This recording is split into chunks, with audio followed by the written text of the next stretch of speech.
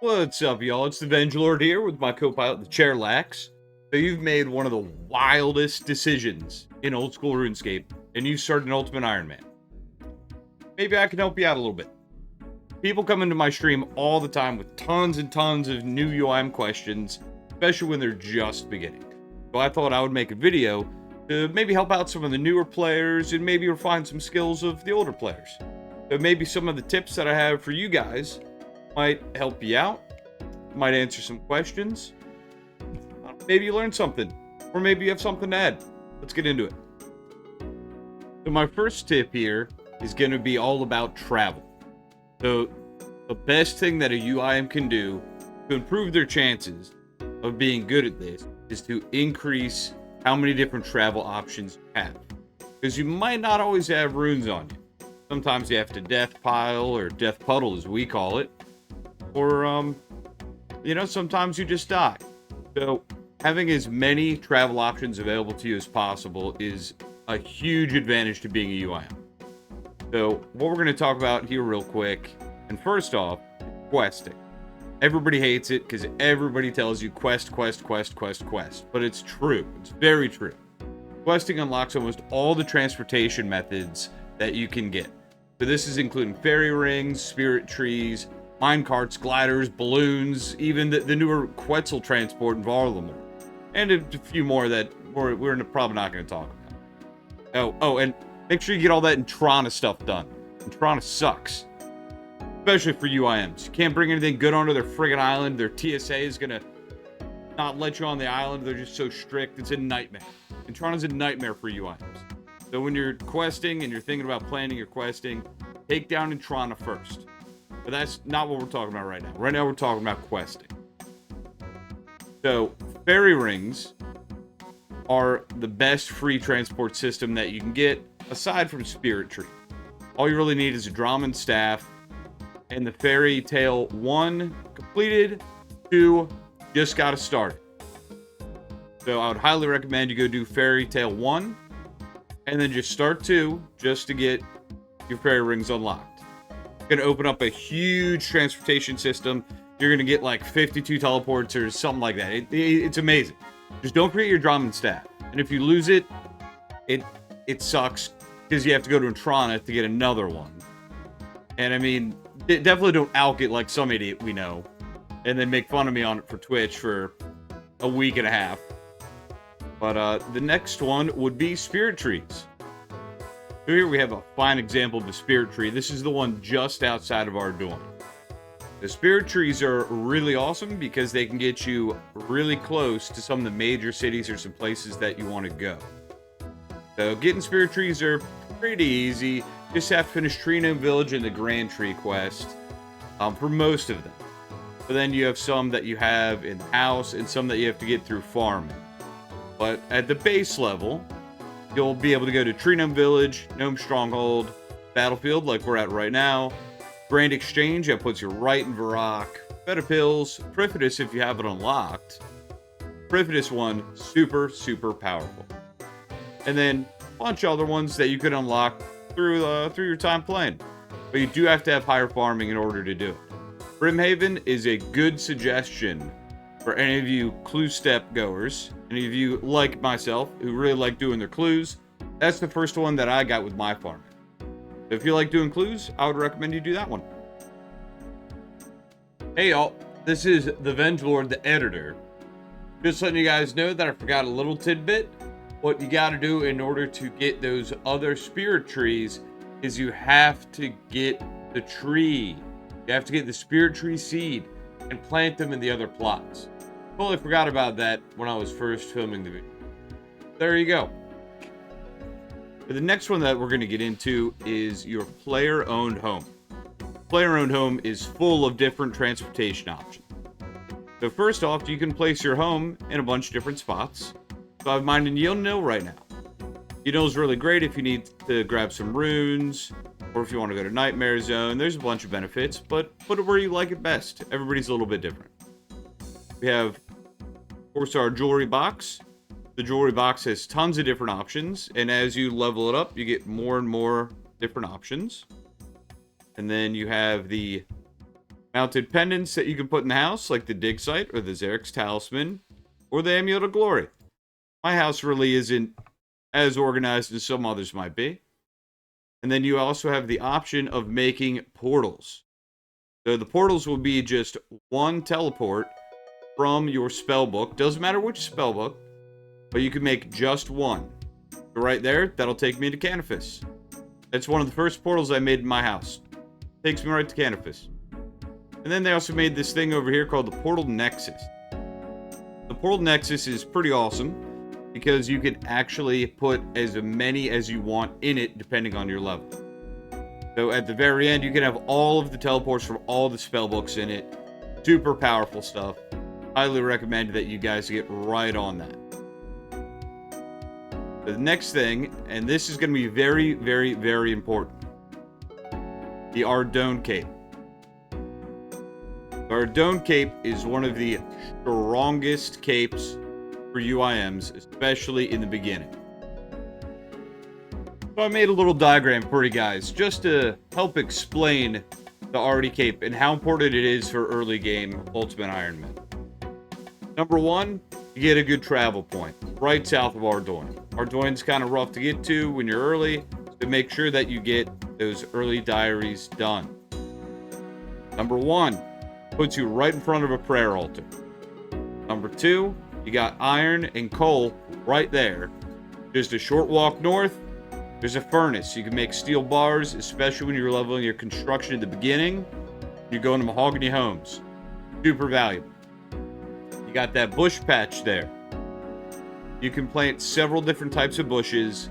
This will help you increase your farming level every single time you come back.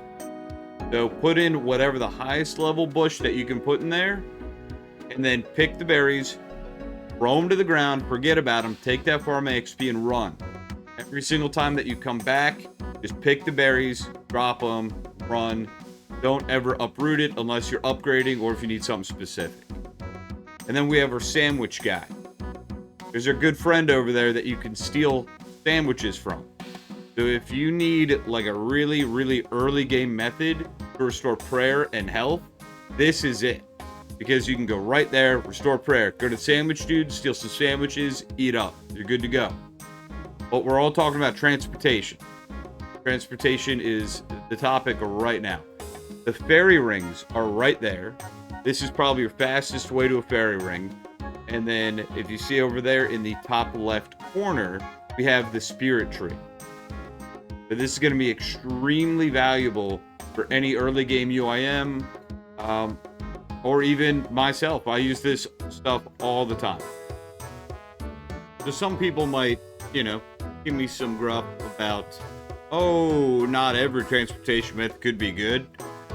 What about, I don't know, balloons? The balloons kind of suck, but let's say you are here. That's where your house is in Taverley, and you're on the construction grind. And you really need a bunch of planks. Guess what? House is where you build. There's a balloon right here. All you gotta do is take the balloon over to Varrock. Just that simple. Super useful. Sawmill's right here. This is what everybody's gonna do for their early game construction experience. This is how you're going to get all the early planks. Super easy. There's oak trees right here. There's regular trees right here. Super easy. Every single different transportation method has some kind of use. Even, eagle transportation. I think. Next topic that I want to talk about is you have to learn good inventory management. So basic UIM inventory management starts with getting a looting bag. You can get looting bags from your LMS, you can get it from some player, or you can kill some stuff in the wilderness. Careful in the wilderness. They will try and kill you. So right here, I'm just going to grab one from our local Slayer Master. And so how the looting bag works is you can deposit things into it only in certain areas. So, like the wilderness, Varrock's Enclave, or a special place I'm about to show you. But in order to take anything out, you have to death puddle. You gotta find a way to kill yourself. So you could kill yourself at like the Nettles here in Edgeville. That's a pretty easy way. If you have Precipice unlocked, you can have the elves do it. Or you can get poisoned and you can drop dead in Ferox Enclave. Bunch of different ways to do it. There's also death storage, where you could go to Zulrah or Hespori or somewhere where it has a death bank. And death banking is a little bit different because they hold your stuff. But we'll look at that in just a second as I show you this little trick. So if you have a looting bag, you want to place something in said looting bag, go to Edgeville, enter the Soul Wars portal, and then enter the Ferox Enclave portal. And right here is an area that you can deposit into your looting bag. But the looting bag only accepts tradable items. So see, I can put my magic short bow in the looting bag. That's no problem. That's a tradable item. Something like my Slayer helmet. Can't put that in the looting bag. That's a non-tradable item. But keep that in mind when you're building your looting bag. And also keep in mind that you can only get it out by dying again and cracking open that looting bag. So here we're going to go to Hespori, and I'm going to show you what it looks like when you have something in death storage. Some people refer to it as death bank. So here we are. We are in the farming guild outside of Hespori with our good friend Arno. Arno is going to be the person that holds on to your stuff if you die at Hespori. In this particular case, I died at Hespori on purpose because I wanted to go do Soul Wars. Soul Wars, you can't bring anything with you. So I went ahead and death banked over here at Hespori and had Arno hold all my stuff so that I can go do Soul Wars, which is a safe mini game. And you have to know the difference. There's safe mini games, there's not safe mini games, not safe things in the game in general. If you die outside of a safe game or something that's safe, all of your items in the item retrieval service will be gone. Trust me, I've learned the hard way. So make sure that if you leave stuff in a death bank, that you do not die outside of here unless it is very specifically a safe death, like Soul Wars or Pest Control or something like Chambers of Zarek. And you also have to pay to get it out. Make sure that you either bring money with you or you actually die with some of your cash stack. That would be ideal so that it can be there for when you want to come and pick it up. It'll take the money out of the cash stack for you. So you don't have to worry about that. So here we're going to take on our next bit about inventory management, and that is the player-owned house. This is the most common place where UIMs will start to store stuff. And we have a bunch of different places that we can store. So here we have the armor case. And the armor case is where you can store various types of armor. You can store some adventurers outfits. Look at this. We got the Ardor Knight set, Castle Wars set, the Ham robes. You can store just a bunch of different armor throughout the game. Especially, look here. My fighter torso, that's tough to get. It's safe in my player-owned house. So do not overlook player-owned house storage. Amazing. Put your Void Knight armor in there. Great. You also got your cape rack. Think about it. Get your fire cape, you work hard for it. Now it's safe. Safe in your house. Put a whole bunch of the capes in. Almost all of them you can put in the cape rack. We also have the fancy dress box here. This one's the fun one. So in the fancy dress box, this is where you store everything from random events. And I still don't have that damn stale baguette. So if you do have the stale baguette, which is wildly rare, this is where you're going to put it for safekeepings when you're not showing it off. There's also the magic wardrobe, which is a favorite of mine because guess what? You can store a lot of different of the magic sets, including the golden tench. Not a magic set, still cool. You can store any of the gracefuls. Especially if you're into getting all the different colors of gracefuls. Super, super powerful. And then my favorite right here, the infinity robes. As a UIM, if you get those infinity robes, you're going to want to store them for safekeeping. They're a nightmare to get. Hey you guys, Editor Venge here. I totally forgot about the treasure chest.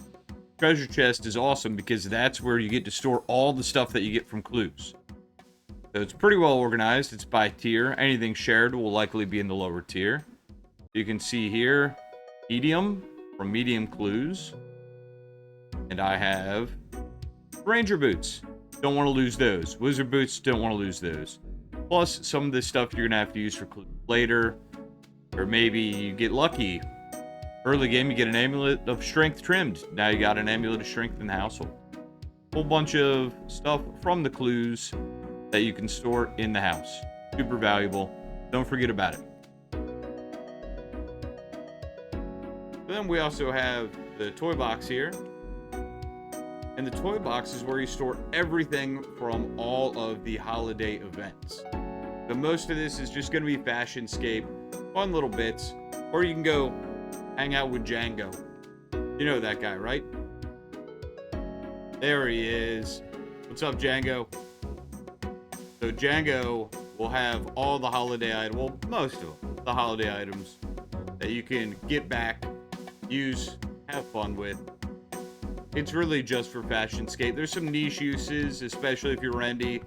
Shout out to Rendy. So we're going to move on.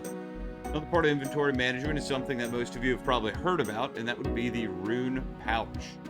If you played this game before, you've probably used a rune pouch before. It's awesome. You can store 3 types of runes in it. Personally, I normally put teleport runes in it. And if you get in a TOA later and you get the thread, you can hold up to 4 runes. But most of you probably know this. I'm just yapping, okay? I'm just yapping along. So we have some other storage type of things that are a little niche. So you have something like the herb stack, which is super cool. They'll hold grimy herbs. If you clean them, they will not go into the herb sack. Do beware of that. Then you have things like seed box. Seed box is super powerful for UIMs, but it depends on where you're at in the game. So try and do the math in your head, see if Tide Farm is worth it. It's kind of a nightmare. But there's also other stuff out there. There's like the bolt pouch that you can get from Keldegrim, which would be really powerful if you're going to do something like Vorkat, so that you can hold a couple different types of bolts. There's a couple other things, but we really won't get too into. So another huge part about being a UIM and inventory management are the stash units.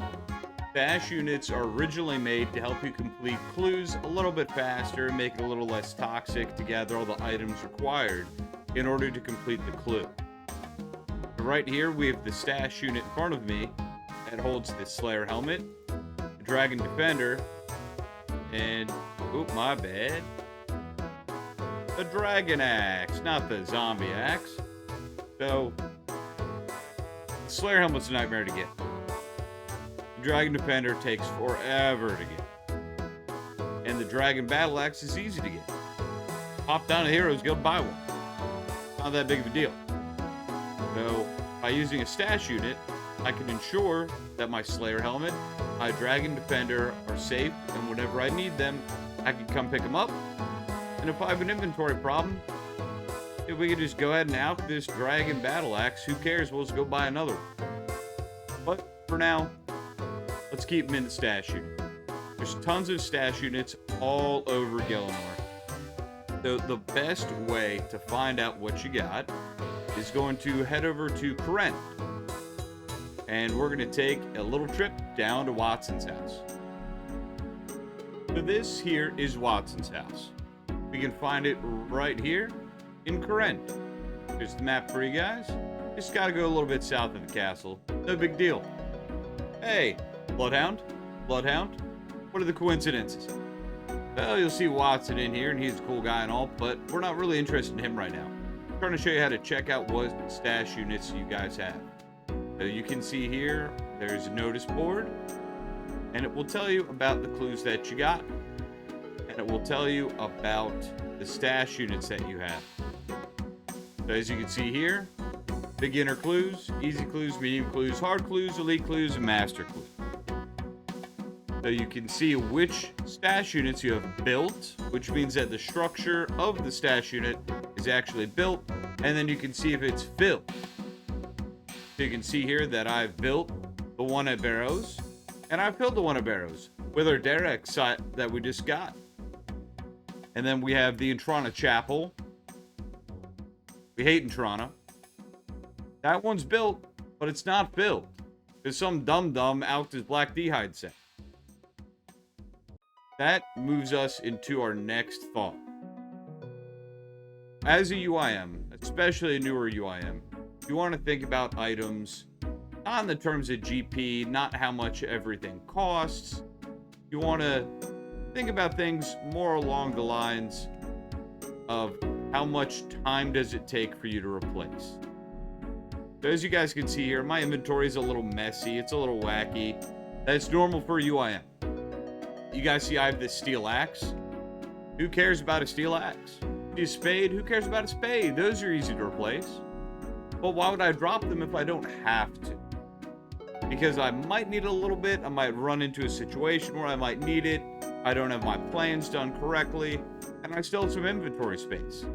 So if you have something in your inventory and you're not sure whether to drop it, whether to keep it, just hang on to it until you need the space. And then if you run into a tight situation where it comes to your inventory management, just get rid of whatever is the easiest thing to get back.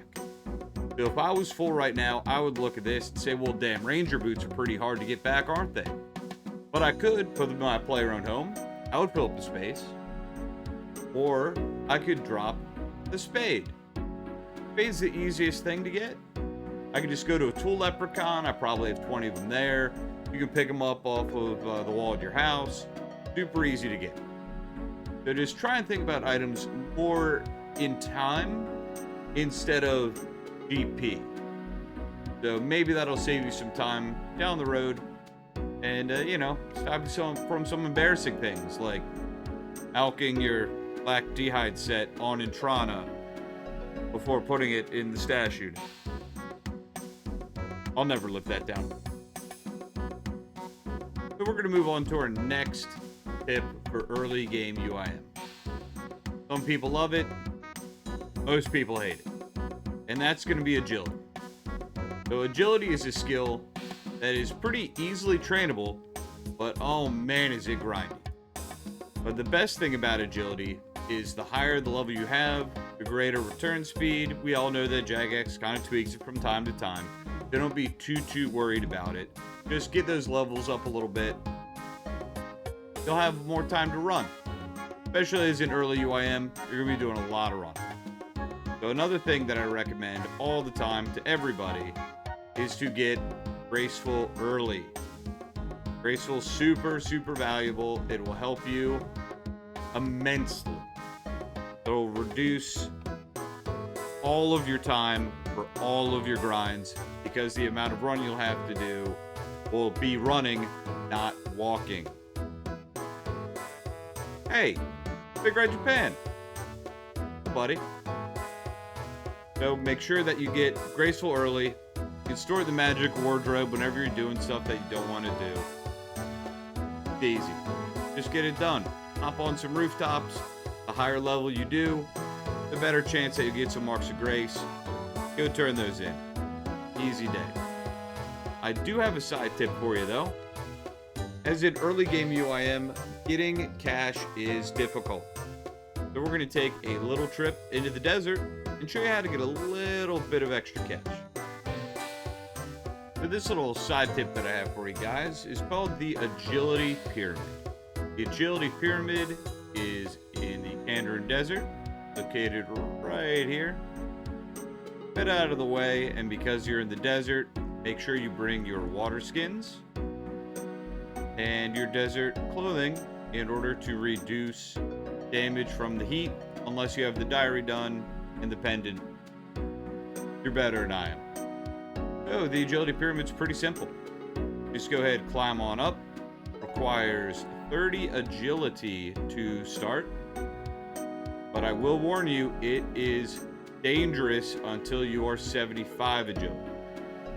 You will have a chance to fail until you're at 75 agility. But the bonus is you get a bunch of agility experience, and at the end, when you finish, you can take the top off, you can hand it to the guy at the start, and he'll give you 10K. So it's some pretty good money for starter UIMs. I wouldn't say it's for everybody, but if you're just kind of messing around, you need extra cash, don't feel like going on rooftops, you need a little extra agility experience, totally go for it. Not a terrible time. So here we're coming into our next tip, and that is going to be pest control. Actually, I'm kidding. Next tip is early prayer. So prayer is very difficult for a UIM to get. There are some newer Varlamore methods that make it a little easier, but the best thing you can do early on as an Ultimate Ironman is to at least go and get your overhead prayers. Overhead prayers are super important. So one of the easiest ways for anybody, not just UIMs, but anybody, to get some early prayer experience,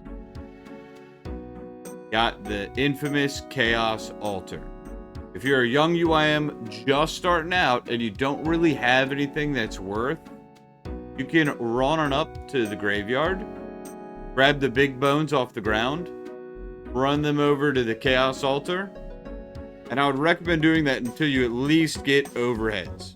Overhead prayers are wildly important, especially for Ultimate Ironmen, because we will not have the food opportunities, potion opportunities that regular accounts and regular iron accounts have. So the higher your prayer level, the better. Make sure that you get prayer done early. And another thing that you can do to assist is whenever you know that you're about to go on a big Slayer grind. So let's go check that out real quick. So once you've done a little bit of questing, you're going to find yourself over here at what's known as the Ectivile. So here at the Ectivile, you'll be able to get something called a Bone Crusher. So if you know that you're going to be on a long Slayer grind, or if you're grinding medium clues by killing guards, anything where you will receive bones from an enemy, you want to get here, get yourself a bone grinder, get it charged. So that any time that you kill an enemy that drops bones, with a regular bone grinder, you get 50% of the prayer XP instantly. You don't have to pick up the bones, you don't have to bury them. There's a more advanced one where you get all the XP, but we're just talking about some early game stuff. So if you want some free XP, doesn't take that long to get that bone grinder and to get it charged. We don't want to be at pest control all year, do we? Do we? I've done a lot of pest control. I don't want to be there forever, okay? So something else that we want to talk about is the prayer restoration of prayer potions. So let's bring that up real quick. The prayer potions on an Ultimate Ironman are a little rough to get. Not impossible, it's not terrible either. But if you use a lot of them, it's really going to suck. So knowing how much you actually receive from a prayer potion is very valuable. The higher your prayer level, the more you receive from prayer potions, and the less prayer potions you will use. So the wiki has this awesome table that we can check out that might help you out on one of your grinds. Maybe you're finding that you might need an extra prayer point for every dose that you use. You could look at the chart and be like, you know what? I'm really close to 48, and that 19 would be a lot better than the 18. Maybe it's worth it to just grind out a little bit of prayer, figure it out, and it all takes care of itself. So this brings us into my last tip for you guys. This is something that's going to be different for every player, and something that I cannot stress enough. My most succinct topic of this video here, okay? Being an Ultimate Ironman can be really tough, frustrating, time-consuming, and it can cause burnout. Trust me. I know the burnout all too much, okay? I know it. The game has an enormous amount of content. Tons and tons and tons and tons of stuff to do. So if you're ever feeling burnt out, you're ever feeling stressed out, you ever feel like you just don't want to play the game anymore, just change it up from time to time. It's really that simple. You can go to Soul Wars, just mess around, have a good time. Why not try your hand at LMS? LMS, you know, you can learn how to PK a little bit. Just have some fun. This is a game after all. Remember that this is a game. So make sure that you kind of spread it out. Make sure that you don't really burn out. Don't always focus on the most efficient. Like a lot of times you're really in the grind. You're really into it, and that's awesome. That's great. But if you start feeling burned out, take a break. Go do something else. You know what? You could always use more points at pest control. Go send a couple games. Maybe get your friends involved. It's really that easy. So, yeah, that was the last topic that I wanted to cover. Really not that crazy.